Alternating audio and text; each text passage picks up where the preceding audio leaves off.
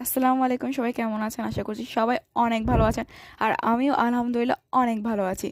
তো সবাইকে শুভ সকাল এবং আমার নতুন ব্লগে সবাইকে স্বাগত।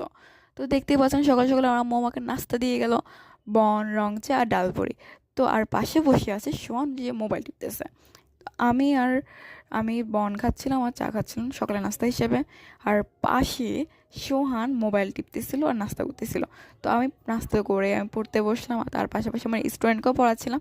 স্টুডেন্ট মানে হচ্ছে তিশা, ও আমার কাছে পড়ে, আমি ওকে পড়াই। তো ও পড়তেছিল, আমিও পড়তেছিলাম, দুজনেই একসাথে পড়তেছিলাম।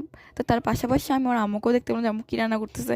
তো একটু আম্মুর কাছ থেকে একটু ঘুরে আসলাম যে আম্মু কী রান্না করলো। তো আমার আম্মু বাগান থেকে দুন্দুল পেড়ে নিয়ে আসছে, এই যে এগুলো হচ্ছে দুন্দুল। আমার আম্মু বাগান থেকে পেড়ে নিয়ে আসছে, আমার ছাদ বাগান থেকে। তো আমি এসে দেখি আমার স্টুডেন্ট সে লিখতে লিখতে দাঁড়িয়ে গেছে।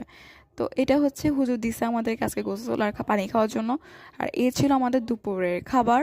তো এটুকুই। সবাই